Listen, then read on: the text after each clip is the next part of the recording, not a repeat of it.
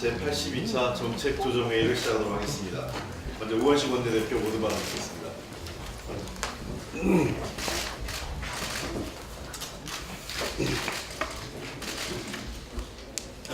청와대가 전날 헌법 전문 및 기본권에 이어서 어제는 지방분권, 헌법 총강, 경제 부분에 대한 개헌안을 발표했습니다. 분권, 상생, 균형이야말로 새로운 대한민국을 지탱하는 세 가지 핵심 기둥이라는 것을 분명하게 했습니다. 우선 지방분권 국가지향과 수도조항을 신설함으로써 대한민국의 정체성의 분권이라는 새로운 시대정신, DNA를 새겨넣겠다는 의지를 분명하게 표현했습니다. 수도권의 과밀화 해소와 국토의 균형, 효율적 이용을 법적, 제도적으로 뒷받침할 수 있는 근거도 마련했다는 점에서 높이 평가합니다. 또한 지방자치단체를 지방정부로 격상해서 자치행정권, 자치입법권, 자치재정권 등 지방자치 3권을 대폭 강화하겠다고 밝혔습니다. 기존의 틀을 뛰어넘어 실질적이고 자율적인 지방분권과 지역균형 발전을 요구해온 민심을 온전히 반영한 조치입니다.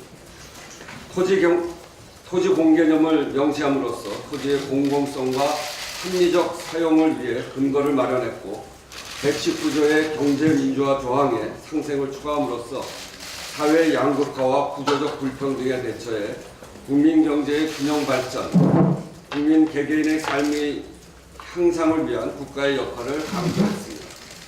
지방분권, 경제민주화, 세종특별자치시의 행정수도로서의 실질적 위상 강화 등은 일부 정책적 내용 정도의 차이는 있습니다만 여야 정당들이 대선을 통해서도 공약해온 바이기 때문에 충분한 합의가 가능할 것이라 기대합니다. 그러나 국민개헌 실현의 최대 장애물은 자유한국당의 딴죽걸기와 방해입니다. 개헌을 여야 사이에 정쟁으로 몰아가려는 행태를 선보이고 있습니다. 어제 김성태 원내대표가 느닷없이 야사당 개헌정책협의체 구성을 제안하면서 마치 인심 쓰듯 오는 26일부터 아무 조건 없이 개헌 논의에 들어가겠다고 선언했습니다. 우리 당에 대해서는 들어오고 싶으면 들어오라고 하던데 참 개헌 협상을 장난으로 하는 건지 우습기조차 합니다. 정치권 모두가 함께 머리를 맞대고 협상에 돌입해야 하는 이 상황에서 야당만의 개헌협의체 구성 제안은 누가 봐도 얄팍한 속셈에 불과합니다. 더욱이 제가 당초 비교섭단체 모두를 포함하는 협상기구를 제안했을 때 이를 맹렬히 반대했던 당사자가 김성태 원내대표입니다. 이제 와서 무슨 염치로 평화당, 정의당에게 개헌협의체 구성을 제안하는지 이해할 수가 없습니다. 어떤 구실이라도 끌어다 대면서 반대를 위한 반대만에 몰두하는 자유한국당의 모습에 참으로 안타까움을 느끼기조차 합니다. 또한 국회에서 개헌 논의가 이루어진 지 벌써 15개월이나 지났고 제가 하루속히 개헌 협상에 돌입하자고 제안한 게 벌써 수개월이 지났습니다. 만일 진정으로 국회 중심의 국민 개헌을 실현해 나갈 생각이라면 개헌 협상을 4일이나 미룰 일이 아니라 오늘 당장 조건 없이 협상에 나서기를 바랍니다. 오늘은 국민적 관심이 가장 큰 정부 형태에 대한 개헌안이 발표될 예정입니다. 오늘로 정부의 개헌안의 모든 윤곽이 드러나는 만큼 국회도 더는 개헌 협상을 뒤로 미뤄서는 안 될 것입니다. 이제 대통령이 개헌안 발의까지 100시간도 남지 않았습니다. 그러나 얼마든지 유의미한 결과를 만들어낼 수 있는 시간이라고 생각합니다. 더불어민주당은 국회 중심의 국민 개헌을 위해 아무런 조건 없이 협상에 임할 준비가 되어 있습니다. 필요한 것은 야당의 전향적 자세입니다. 이제 말이 아니라 행동에 나설 때입니다. 다 함께 대한민국의 새로운 100년을 담보할 국민 개헌의 문을 열자는 강곡한 당부의 말씀을 다시 드립니다. 저의 이런 제안에 오전 중으로 빨리 화답해 주시기를 다시 한번 촉구합니다. 2018 평창 동계올림픽을 통해 남북교류와 협력 방안들이 점점 가시화되면서 얼어붙었던 한반도의 평화의 싹이 움트고 있는 것 같습니다. 남북 특사단의 합의 사항에 따라 이달 말부터 나흘간의 남한예술단의 평양 공연이 확정되었습니다. 16년 만에 다시 남북 상호 간의 문화 예술 교류의 감동을 재현하게 되었습니다. 또한 어제 문재인 대통령 주재 남북 정상회담 추진위원회 2차 회의를 열고 남북 고위급 회담 제안과 함께 남북 정상회담 합의사항에 대한 제도화를 논의했습니다. 지난 두 차례를 포함해서 남북 정상회담 합의사항에 대해 국회 비준을 거친다면 그 성과와 후속 실천 과제는 이례적이고 특정 정부만의 산물이 아닌 항구적인 한반도 평화의 길잡이가 된다는 점에서 매우 중요한 것입니다. 2000년 6.15 남북 공동선언, 2007년 14선언으로 한반도 평화의 기틀을 마련했지만 정권이 바뀌고 남북관계가 악화일로를 걸으면서 합의가 무력화된 경험이 있습니다. 앞으로는 정권이 바뀔 때마다 냉온을 오갔던 대북 정책을 바로잡고 국회와 국민의 합의를 통해 어떤 정치적 상황에도 흔들리지 않도록 해야 합니다. 아울러 회담 후 남북 간 합의 사항의 실질적 이행도 담보함으로써 남북의 신뢰와 한반도 평화의 단단한 토대를 만들어 나가야 합니다. 남북 정상회담 이후 남북미 삼국 정상회담과 한일중 삼국 정상회담 성사 가능성과 한반도 비핵화에 대한 이후의 협력 등 한반도 평화에 대한 세계의 응원과 지지도 이어지고 있습니다. 멀게만 느껴졌던 한반도의 봄이 쿵쿵 다가오고 있는 만큼 반드시 한반도의 평화가 만개할 수 있도록 한 마음으로 최선을 다해야 할 것입니다. 이상입니다. 예, 다음은 김태년 정책위 의장 모두가 담겠습니다. 대통령 개헌안 발표가 이어지고 있는 가운데 이에 대한 자유한국당의 막무가내 비난이 또를 넘어서고 있습니다. 어제는 자유한국당이 궁지에 몰릴 때마다 정가의 보도처럼 활용하는 색깔론을 또다시 들고 나왔습니다. 대통령 개헌안에 담긴 경제민주화, 토지공개념 강화를 두고 사회주의 관제 개헌이 시장경제 포기선언이라는 식의 색깔론으로 비난을 했습니다. 자유한국당은 헌법을 한 번이라도 제대로 읽어봤는지 궁금합니다. 대한민국 헌법 제1조 1항 대한민국은 민주공화국이다 라고 명시하고 있습니다. 경제민주화와 토지공개념은 사회주의가 아니라 우리 헌법이 선언하고 있는 민주공화국의 가치와 정신을 구체화한 개념입니다. 그리고 현행 헌법 119조와 122조 등의 경제민주화와 토지공개념이 이미 포함되어 있습니다. 119조 2항에는 국가는 균형 있는 국민경제의 성장 및 안정과 적정한 소득의 분배를 유지하고 시장의 지배와 경제력의 남용을 방지하며 경제 주체 간의 조화를 통한 경제의 민주화를 위하여 경제에 관한 규제와 조정을 할 수 있다라고 명시되어 있습니다. 122조에는 국가는 국민 모두의 생산 및 생활의 기반이 되는 국토의 효율적이고 균형 있는 이용, 개발과 보존을 위하여 법률이 정하는 바에 의하여 그에 관한 필요한 제한과 의무를 다할 수 있다라고 명시하고 있습니다. 자유한국당은 민주, 공공성과 같은 말만 나오면 사회주의 운운하며 색깔론을 들먹이는데 헌법 제1조 1항부터 다시 공부해 보시기를 권고합니다. 토지공개념에 대해 조금 더 부연 설명을 드리겠습니다. 토지공개념에 대한 논의가 처음 시작된 것은 박정희 정권 시절입니다. 1978년 토지공개념위원회를 구성하고 정책 연구를 했지만 제도화가 이루어지진 않았습니다. 그리고 노태우 정권에서 1989년 토지공개념 3법을 도입했지만 택지 소유 상한에 관한 법률은 위헌 판결을, 토지초과 이득세법은 헌법 불합치 판결을 받았고 개발이익 환수법 역시 위헌 논란에서 자유롭지 못한 상황입니다. 그래서 이번 대통령 개헌안에는 토지의 공공성과 합리적 사용을 위해 필요한 경우에 한해 특별한 제한을 하거나 의무를 부과할 수 있다는 내용을 넣어 토지공개념을 보다 명확히 한 것입니다. 이는 땅값, 집값 상승의 혜택이 일부에게만 돌아가고 국민의 주거 여건은 악화되는 불공정한 현실을 개선하고 갈수록 악화되는 우리 사회의 불평등과 양극화를 해소하기 위한 것입니다. 다시 한번 말씀드리지만 토지공개념은 사회주의고 시장경제 포기선언도 아닙니다. 노태우 정권 시절에 도입된 부동산 등기 의무제, 공시지가제 역시 토지공개념 정책의 일환입니다. 자유한국당은 토지공개념을 제도화한 노태우 정권도 사회주의 정권이라고 생각하는지 대답해 보시기를 바랍니다. 자유한국당은 말도 안 되는 억지 주장은 그만 늘어놓고 이제 협상과 논의의 장에 나오길 바랍니다. 대통령이 개헌안을 발표한 것은 국회가 지난 2월부터 특위를 가동했으면서도 아직까지 개헌안을 내놓지 못했기 때문입니다. 대통령의 개헌 발의권을 두고 관제 개헌 운운하며 생떼 쓰기 하지 말고 지금이라도 국회 개헌안을 내려오면 됩니다. 국회가 개헌안을 합의하게 되면 대통령 발의는 철회될 것입니다. 자유한국당은 국민을 위한 개헌을 국회가 외면한다면 냉혹한 국민 심판에 직면하게 될 것임을 명심하기 바랍니다. 꽃샘추위로 곳곳에 폭설이 내렸지만 10년 만에 물고가 터진 남과 북은 완연한 봄날을 기대하게 합니다.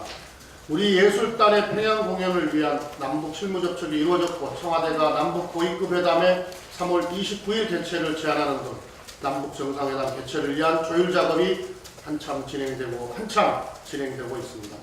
이와 함께 문재인 대통령은 어제 남북미 정상회담이라는 담대한 구상까지 밝혔습니다.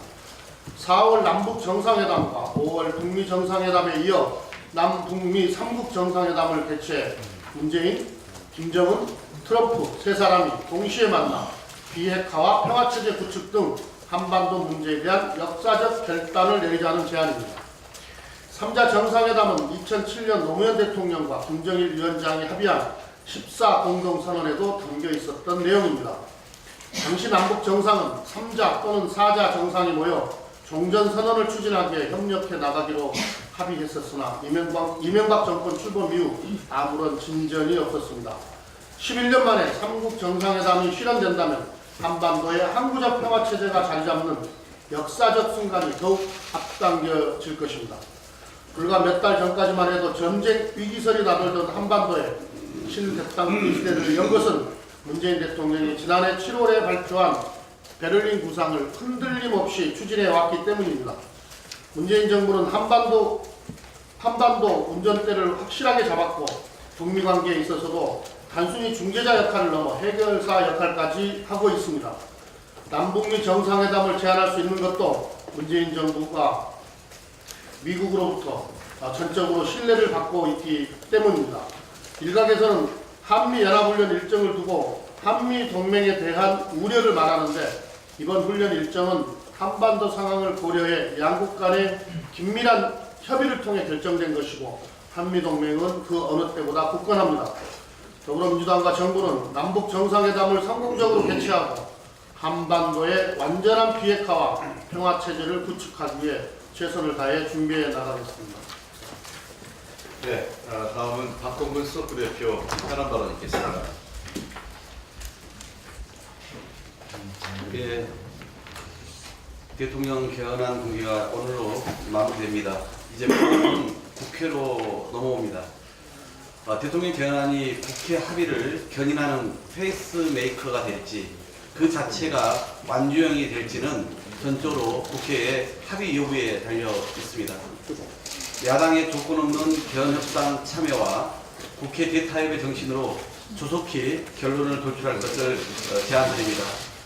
대통령 개헌안에 대해 민주평화당과 정의당에서 이렇게 좋은 헌법 혹은 시대적 가치를 잘 담아냈다는 환영과 긍정적 입장을 밝힌 데에 대해 높게 평가합니다. 비단 정치권과 언론에서만이 아니라 각계각층과 시민사회단체에서도 개헌안에 대해 높은 평가와 찬성 입장 발표가 줄을 잇고 있습니다.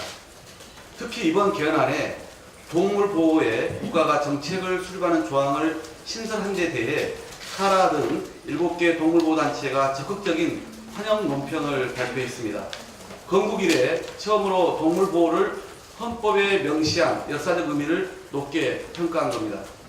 우리 더불어민주당에서는 지난해부터 반려동물 인구 1천만 시대에 반려인의 목소리를 대변하기 위해 동물권 향상 특별조례를 출범시켰고 동물보호단체와 협약을 맺어 동물권과 동물보호 관련 내용의 대통령 공약 마련과 헌법 조항 반영 활동을 전개해 왔습니다. 앞으로 새 헌법 통과를 계기로 예를 들어 동물을 소유의 대상이 물건으로만 정의한 민법의 개정과 같은 후속적인 법률 개정과 동물보호 정책으로 이어지기를 동물복지 국회 포럼의 공동대표로서 간절히 기대합니다. 한 가지만 더 말씀드리겠습니다. 구속 중에 있는 박근혜 전 대통령이 재판 불출석으로 재판 차질을 초래하더니 이명박 전 대통령도 이제 불출석 꼼수로 재판의 영장 실질 심사를 무산시켰습니다. 국민과 법원에 대한 최소한의 예의와 품격마저 저버린 두 전직 대통령의 행위는 도플갱어 수준이고 실망스러운 모습입니다. 2007년 대선 당선 무효에 해당하는 범죄 행위, 대통령 재직 중 자행한 불법 행위, 퇴임하면서 저지른 증거인멸 등 이전 대통령에 적용되는 20여 개의 혐의는 당선부터 퇴직까지 온갖 불법과 비리를 담은 범죄 교과서 수준이었습니다. 집권기간 내내 나라 살림보다 개인 지갑과 개인 회사 이익을 위해 국정을 총동원했던 것은 국정농단의 원조였음을 보여주는 것이고 탄핵을 당했어도 10번은 당했을 사안입니다. 그럼에도 지난 10년간 호환무치한 거짓말과 발뺌으로 일관했고 검찰 증거자료에 대해 조작설과 보복설만 되풀이했고 수십 년 측근들에 대해서는 허위 진술이라는 변명으로 일관하는 모습을 보였습니다. 유선과 거짓으로 평생을 살아온 처참한 인생의 말로 나만 살겠다고 발버둥치는 조폭 수준의 저항은 너무나 한심스러워서 쓸쓸하기만 합니다. 한순간 국민을 속이고 부귀영화를 누릴 수 있었지만 거짓은 진실을, 정의를 영원히 이기지 못한다는 사실을 증명해주는 재판이 되기를 바랍니다. 이전 대통령은 더 이상 숨지 말고 역사와 법의 심판을 달게 받을 것을 촉구합니다. 네, 현안 발언 이어가겠습니다. 다음은 육정조위원장 이은혜 의원님이십니다.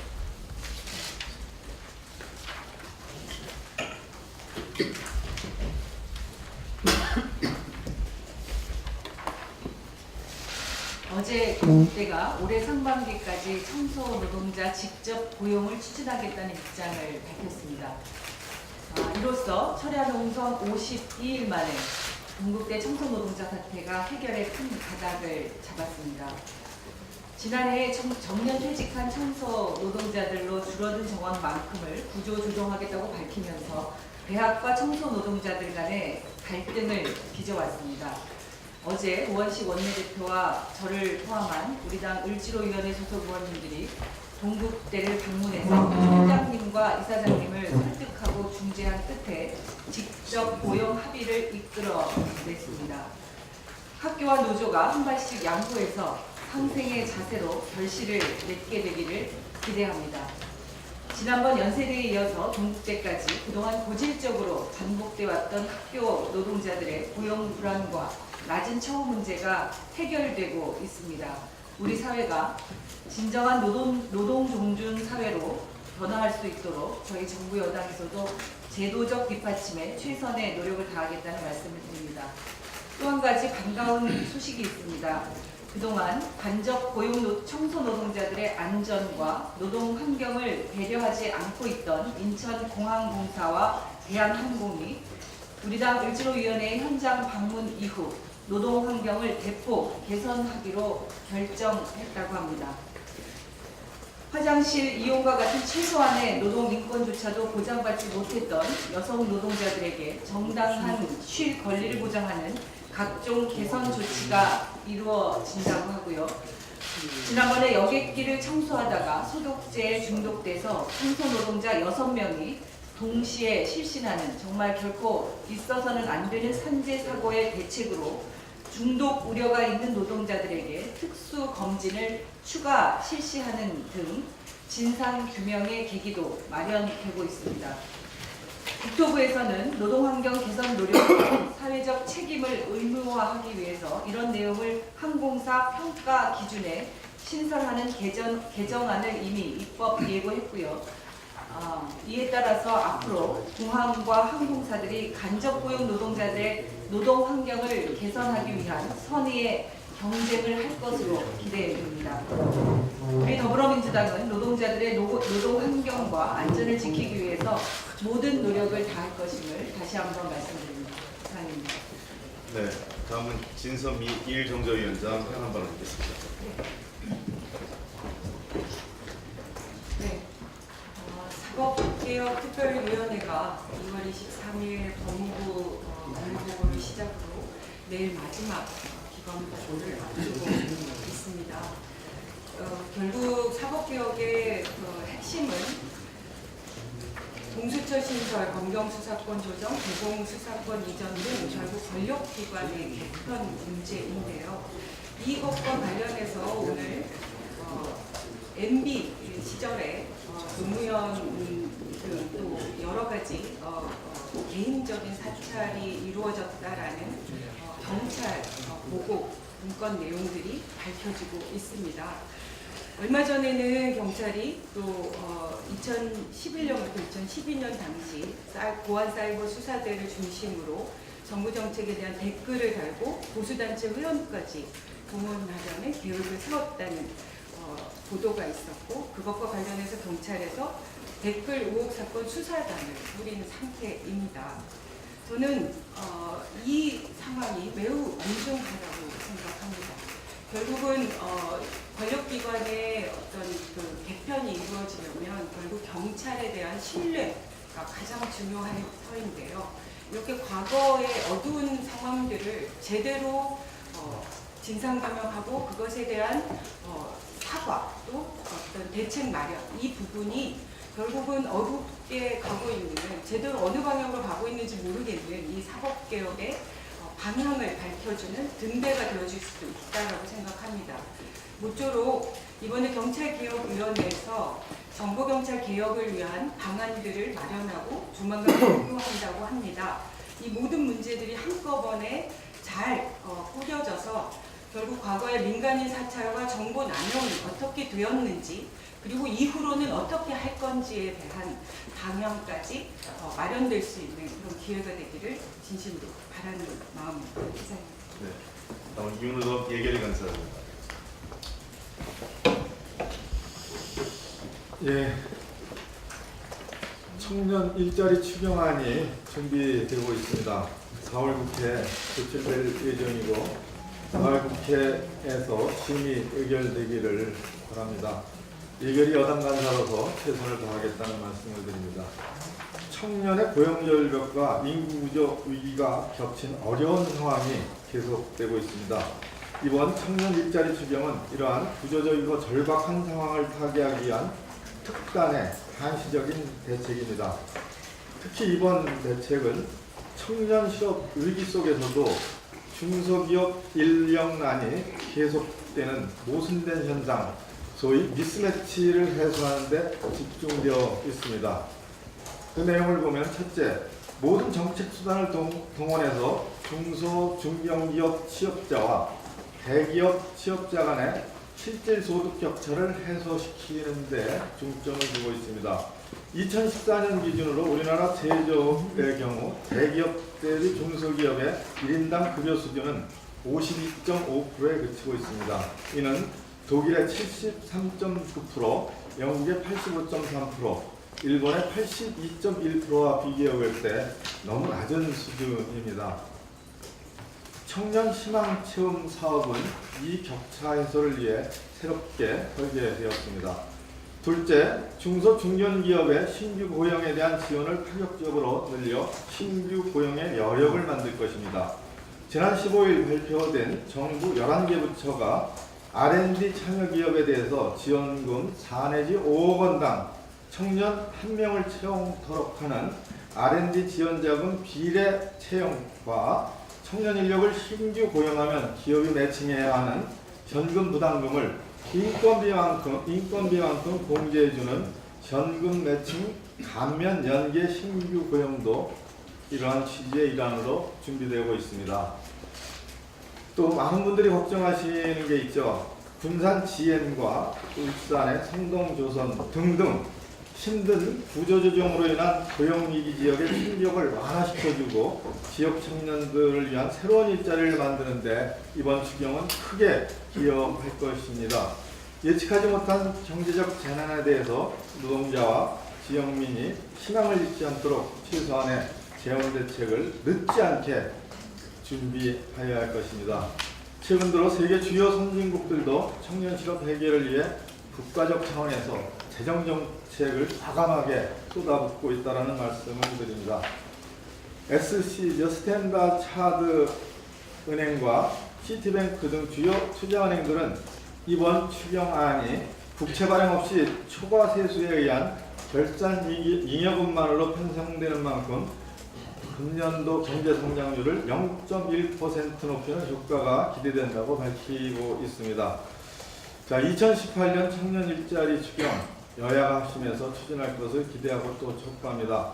청년들이 꿈을 꿀 수 있게 해 주어야 합니다. 정부와 국회의 책임이라고 생각합니다. 이상입니다. 네. 다음은 박용진 부대표 현안 발언 듣겠습니다.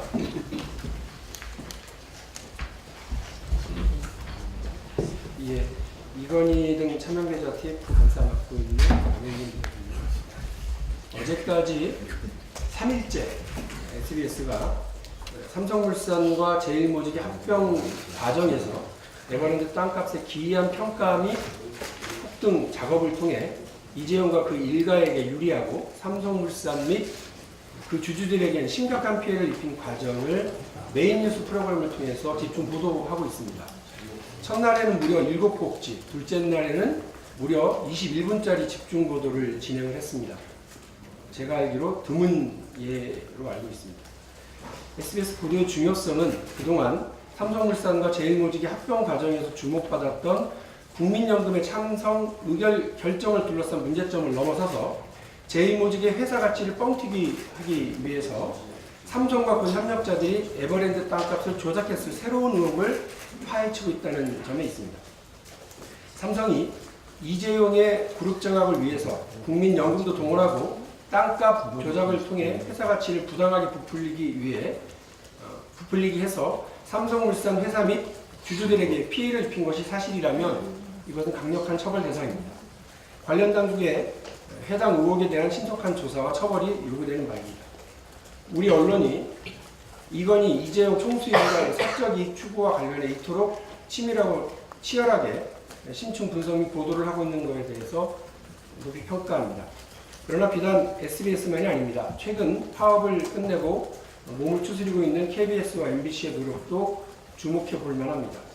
KBS는 추정 60분 보도를 통해서 이건희 차명계좌와 관련된 심층 보도를 내보냈고 MBC의 경우에도 탐사기획 스트레이트를 통해서 삼성과 언론의 유착관계를 파헤쳤습니다. 언론이 깨어있으면 사회적 거학이 편히 잠들지 못합니다. 우리 사회 곳곳에 쌓아둔 삼성 왕국의 철옹성이 뚫리고 있다는 느낌마저 듭니다. 정권이 바뀌고 언론의 사회적 기능도 제 역할을 회복하고 있는 것 같아서 다행스럽습니다. 대법원이 이재용 상고심 판결에 이번에 밝혀진 새로운 사실들을 제대로 반영해서 정당한 법의 심판을 내려줄 것을 기대하겠습니다. 관련해서 삼성물산과 제일모직 합병 과정에서 우리가 놓치고 있었던 수상한 사실 몇 가지를 제기하고자 합니다. 먼저 삼성물산의 주식가치를 떨어뜨리려 한 삼성물산의 불합리한 행태입니다. 제가 지금 보여드리는 이 표가 건설업종의 2015년 주가 동향입니다. 보시는 것처럼 건설업 전체의 주가 지수는 2015년 5월 22일이 삼성물산과 제일모직의 합병 기준일입니다. 5월 22일 사이에 현대건설, GS건설, 대우건설, 대림산업 등 모든 건설업 기업들의 주가는 엄청나게 상승했습니다. 건설업 전체 주가지수 평균은 28.7%나 상승을 했습니다. 그러나 유독 건설부문 1위 기업인 삼성물산만 8.9% 주가 지수가 하락을 했습니다. 비슷한 규모인 대림산업의 경우에 29.6%나 상승을 했음에도 불구하고 삼성물산만 이런 행태를 보이고 있습니다. 그런데 재미있는 건 이때 삼성물산은 국내에서 건설 물량을 따내기 위한 수주 활동을 하지 않거나 주가의 호재인 재료를 즉시 공시하지 않고 합병 발표 이후에 발표하는 등 반기업적 행태를 보였다는 점이 있습니다. 삼성은 합병 전인 2015년 상반기에는 신규 주택을요 겨우 300가구만 공급합니다. 그러나 반면 합병 뒤에는 총 1994가구의 아파트 공급 계획을 발표합니다. 이런 이중적인 태도를 보였습니다. 특히 공사대금이 2조 원대에 달하는 카타르 해외 대형 수주 실적을 공개하지 않아서 고의적으로 삼성물산 주가에 부정적인 영향을 미치는 것이라는 평가를 받고 있습니다. 이 모든 것이 주가를 의도적으로 떨어뜨리기 위한 행동으로밖에 보이지 않습니다. 즉 삼성물산 주가는 떨어뜨리고 제1모직 주가는 높여서 이재용에게 유리한 합병 비율을 만들기 위해서 합병 이전 벌어진 각종 회계한 행동과 괴를 같이 했던 것입니다. 이에 대해서 수사당국은 삼성물산 경영진이 삼성물산 주가를 떨어뜨리기 위해 의도적인 행위 및 배임 행위가 있었는지에 대해서 면밀한 수사를 진행해 줄 것을 촉구합니다. 또한 국민연금 역시 이상한 행동을 합니다. 국민연금은 단순히 합병 의결에 찬성하는 소극적인 지원을 넘어서서 삼성물산 주식을 사고 파는 과정에서 이재용을 위한 불합리한 선택을 했던 의혹이 있습니다. 제가 보여드린 이 도표를 보시면 알 텐데요.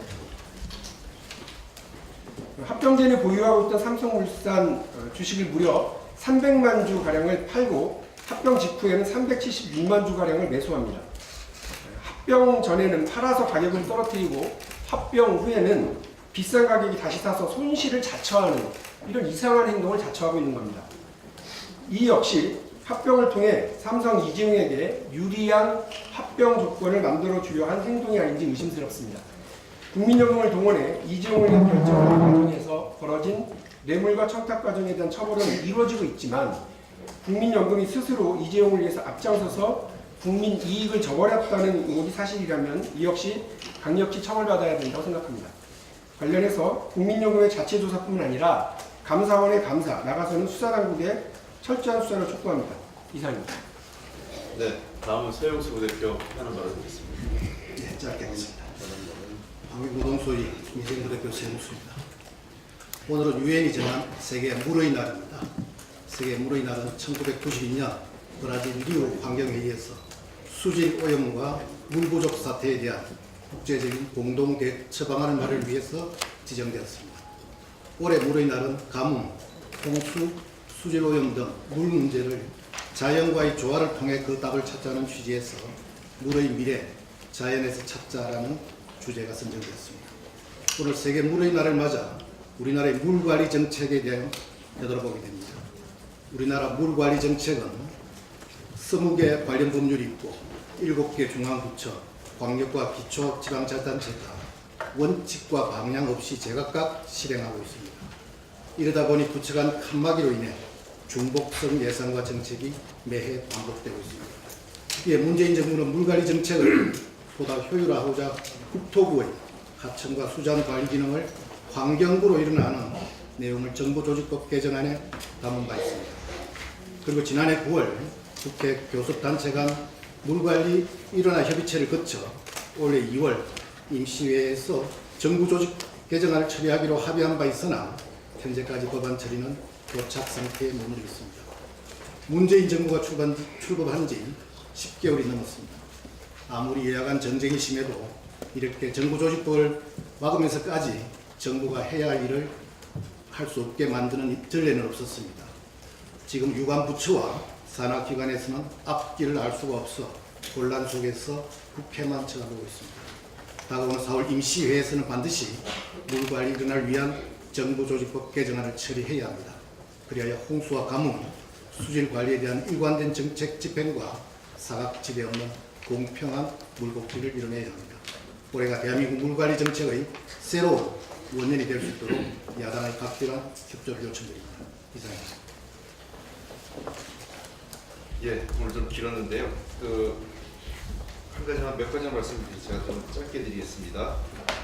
이명박 대통령께서 우선 그 영장 실질 심사를 거부했는데 사개특위에 제출된 서울중앙지법 자료를 제가 한 가지 말씀드리고 싶습니다. 신문 기일날 출석과 불출석이 있는데 출석한 경우에 영장 발부율이 대체로 최근 2015년에서 2017년까지 80% 초반대인데요. 반면에 불출석한 경우에는 100% 영장이 발부됐습니다. 이명박 대통령이 영장 실질 심사를 포기한 것은 이미 죄를 인정했거나 더 이상 법적 논의를 하지 않겠다는 것이기 때문에 이런 관례에 따라서 재판부는 사법부는 빨리 결정을 해주실 것을 당부드립니다. 오늘 그 토지공 개념에 대한 여러 가지 얘기가 많이 나왔습니다. 제가 말씀드리고 싶은 토지공 개념은 더 이상 대한민국이 금수저공화국, 부동산공화국, 그다음에 삼성공화국과 같은 그러한 논의가 재현되지 않도록 헌법을 바꿔야 된다는 필요성이 있다고 생각합니다. 많은 분들이 이 사유재 사건을 관련돼서 이 내용을 토지공 개념을 비판하는데 대한민국 헌법 23조 즉 사유재 사건을 보호하는 조항을 많이 그 근거로 들고 있습니다만 대한민국 헌법 23조조차도 사유재 사건을 보장되지만 그 재산권의 행사는 공공복리에 적합하도록 되어 있고 공공의 필요에 의해서 이 재산권을 제한할 수 있도록 헌법에서 규정을 하고 있습니다. 즉 23조는 재산권에 대한 보호와 함께 공공의 목적에 의해서 제한할 수 있는 것을 동시에 열어두고 있기 때문에 토지공 개념이 결코 현행 헌법으로도 위헌이나 시장경제를 부정하는 것은 아니라는 것입니다. 사회주의 경제가 지난 80년대 후반, 90년 초반에 붕괴됐습니다.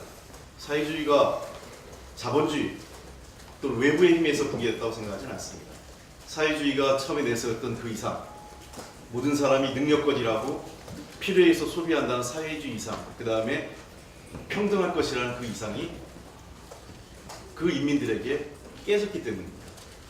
시장경제, 자본주의 시장경제의 희망은 공정한 경제, 기회의 균등, 노력에 따른 정당한 대가, 미래에 대한 희망입니다.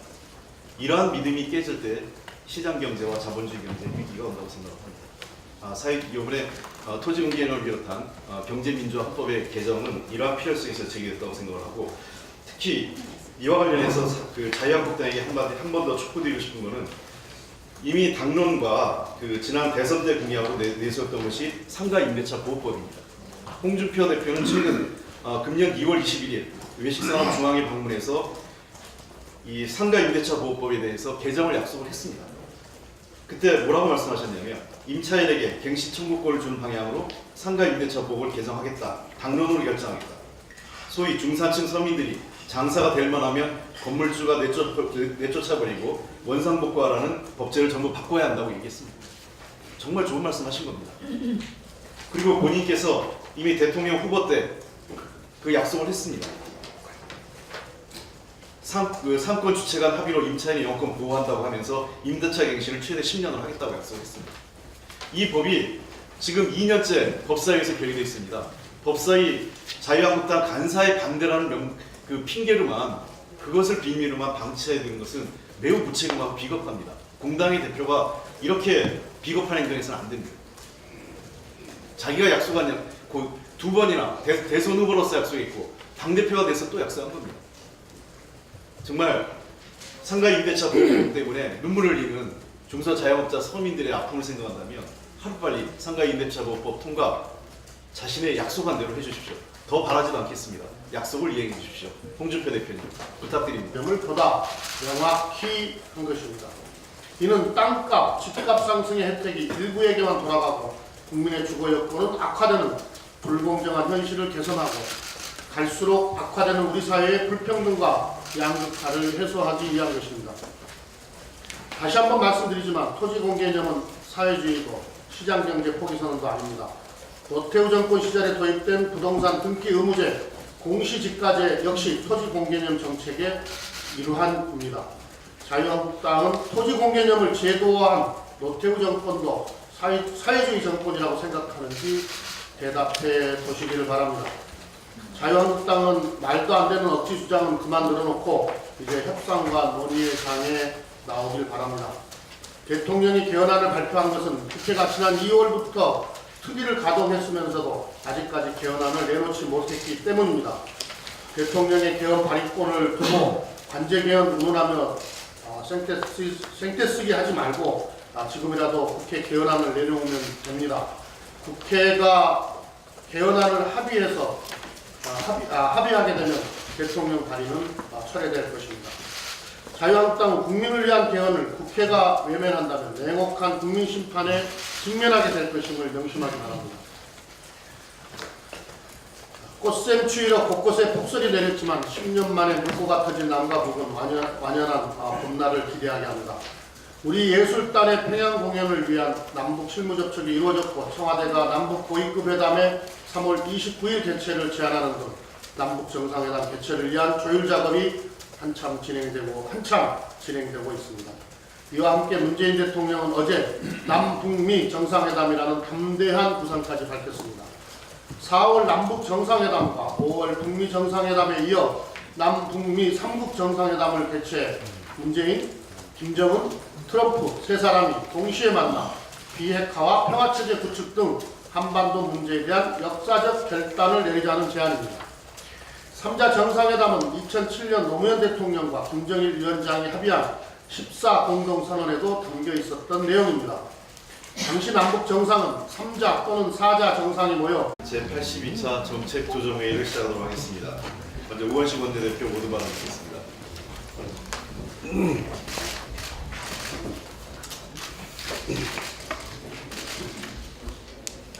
청와대가 전날 헌법 전문 및 기본권에 이어서 어제는 지방분권, 헌법 총강, 경제 부분에 대한 개헌안을 발표했습니다. 분권, 상생, 균형이야말로 새로운 대한민국을 지탱하는 세 가지 핵심 기둥이라는 것을 분명하게 했습니다. 우선 지방분권 국가지향과 수도조항을 신설함으로써 대한민국의 정체성의 분권이라는 새로운 시대정신, DNA를 새겨넣겠다는 의지를 분명하게 표현했습니다.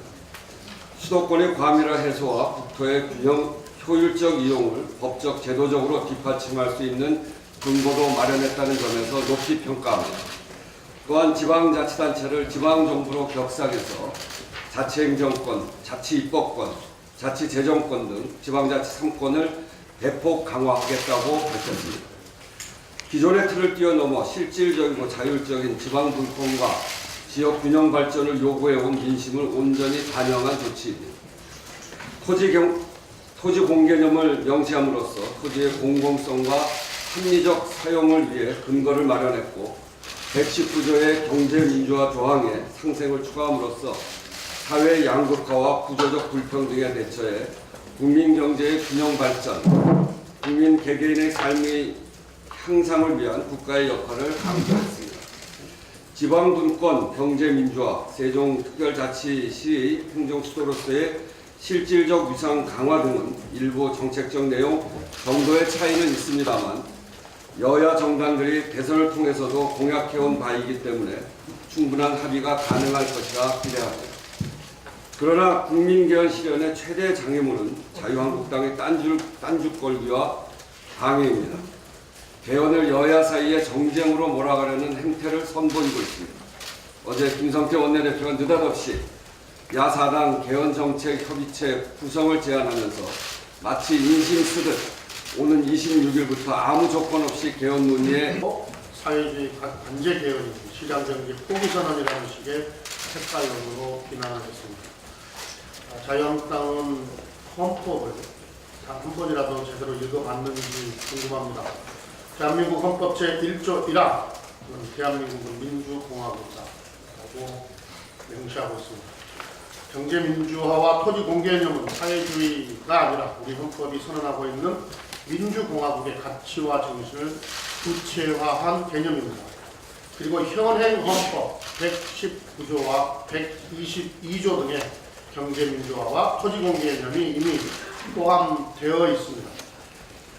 119조 2항에는 국가는 균형 있는 국민경제의 성장 및 안정과 적정한 소득의 분배를 유지하고 시장의 지배와 경제력의 남용을 방지하며 경제 주체 간의 조화를 통한 경제의 민주화를 위하여 경제에 관한 규제와 조정을 할 수 있다라고 명시되어 있습니다. 122조에는 국가는 국민 모두의 생산 및 생활에 기반이 되는 국토의 효율적이고 균형 있는 이용, 개발과 보존을 위하여 법률이 정하는 바에 의하여 그에 관한 필요한 제한과 의무를 다할 수 있다라고 명시하고 있습니다. 자유한국당은 민주, 공공성과 같은 말만 나오면 사회주의 운운하며 색깔론을 들먹이는데 헌법 제1조 1항부터 다시 공부해 보시기를 권고합니다. 토지 공개념에 대해 조금 더 부연 설명을 드리겠습니다. 토지 공개념에 대한 논의가 처음 시작된 것은 박정희 정권 시절입니다. 1978년 토지공개념위원회를 구성하고 정책 연구를 했지만 제도화가 이루어지진 않았습니다. 그리고 노태우 정권에서 1989년 토지공개념 3법을 도입했지만 택지 소유 상한에 관한 법률은 위헌 판결을, 토지초과 이득세법은 헌법 불합치 판결을 받았고 개발이익 환수법 역시 위헌 논란에서 자유롭지 못한 상황입니다. 그래서 이번 대통령 개헌안에는 토지의 공공성과 합리적 사용을 위해 필요한 경우에 한해 특별한 제한을 하거나 의무를 부과할 수 있다는 내용을 넣어 토지 공개에 들어가겠다고 선언했습니다. 우리 당에 대해서는 들어오고 싶으면 들어오라고 하던데 참 개헌 협상을 장난으로 하는 건지 우습기조차 합니다. 정치권 모두가 함께 머리를 맞대고 협상에 돌입해야 하는 이 상황에서 야당만의 개헌 협의체 구성 제안은 누가 봐도 얄팍한 속셈에 불과합니다. 더욱이 제가 당초 비교섭단체 모두를 포함하는 협상기구를 제안했을 때 이를 맹렬히 반대했던 당사자가 김성태 원내대표입니다. 이제 와서 무슨 염치로 평화당 정의당에게 개헌협의체 구성을 제안하는지 이해할 수가 없습니다. 어떤 구실이라도 끌어다 대면서 반대를 위한 반대만에 몰두하는 자유한국당의 모습에 참으로 안타까움을 느끼기조차 합니다. 또한 국회에서 개헌 논의가 이루어진 지 벌써 15개월이나 지났고 제가 하루속히 개헌 협상에 돌입하자고 제안한 게 벌써 수개월이 지났습니다. 만일 진정으로 국회 중심의 국민 개헌을 실현해 나갈 생각이라면 개헌 협상을 4일이나 미룰 일이 아니라 오늘 당장 조건 없이 협상에 나서기를 바랍니다. 오늘은 국민적 관심이 가장 큰 정부 형태에 대한 개헌안이 발표될 예정입니다. 오늘로 정부의 개헌안의 모든 윤곽이 드러나는 만큼 국회도 더는 개헌 협상을 뒤로 미뤄서는 안 될 것입니다. 이제 대통령이 개헌안 발의까지 100시간도 남지 않았습니다. 그러나 얼마든지 유의미한 결과를 만들어낼 수 있는 시간이라고 생각합니다. 더불어민주당은 국회 중심의 국민 개헌을 위해 아무런 조건 없이 협상에 임할 준비가 되어 있습니다. 필요한 것은 야당의 전향적 자세입니다. 이제 말이 아니라 행동에 나설 때입니다. 다 함께 대한민국의 새로운 100년을 담보할 국민 개헌의 문을 열자는 강곡한 당부의 말씀을 다시 드립니다. 저의 이런 제안에 오전 중으로 빨리 화답해 주시기를 다시 한번 촉구합니다. 2018 평창 동계올림픽을 통해 남북 교류와 협력 방안들이 점점 가시화되면서 얼어붙었던 한반도의 평화의 싹이 움트고 있는 것 같습니다. 남북 특사단의 합의 사항에 따라 이달 말부터 나흘간의 남한예술단의 평양 공연이 확정되었습니다. 16년 만에 다시 남북 상호 간의 문화예술 교류의 감동을 재현하게 되었습니다. 또한 어제 문재인 대통령 주재 남북 정상회담 추진위원회 2차 회의를 열고 남북 고위급 회담 제안과 함께 남북 정상회담 합의사항에 대한 제도화를 논의했습니다. 지난 두 차례를 포함해서 남북 정상회담 합의사항에 대해 국회 비준을 거친다면 그 성과와 후속 실천 과제는 이례적이고 특정 정부만의 산물이 아닌 항구적인 한반도 평화의 길잡이가 된다는 점에서 매우 중요한 것입니다. 2000년 6.15 남북 공동선언, 2007년 14선언으로 한반도 평화의 기틀을 마련했지만 정권이 바뀌고 남북관계가 악화일로를 걸으면서 합의가 무력화된 경험이 있습니다. 앞으로는 정권이 바뀔 때마다 냉온을 오갔던 대북 정책을 바로잡고 국회와 국민의 합의를 통해 어떠한 정치적 상황에도 흔들리지 않도록 해야 합니다. 아울러 회담 후 남북 간 합의 사항의 실질적 이행도 담보함으로써 남북의 신뢰와 한반도 평화의 단단한 토대를 만들어 나가야 합니다. 남북 정상회담 이후 남북미 삼국 정상회담과 한일중 삼국 정상회담 성사 가능성과 한반도 비핵화에 대한 이후의 협력 등 한반도 평화에 대한 세계의 응원과 지지도 이어지고 있습니다. 멀게만 느껴졌던 한반도의 봄이 쿵쿵 다가오고 있는 만큼 반드시 한반도의 평화가 만개할 수 있도록 한 마음으로 최선을 다해야 할 것입니다. 이상입니다. 예, 다음은 김태년 정책위 의장 모두 발언드리겠습니다. 대통령 개헌안 발표가 이어지고 있는 가운데 이에 대한 자유한국당의 막무가내 비난이 또를 넘어서고 있습니다. 어제는 자유한국당이 궁지에 몰릴 때마다 정가의 포도처럼 활용하는 색깔론을 또다시 들고 나왔습니다. 대통령 개헌안에 담긴 경제민주화, 토지공개념 강화를 두고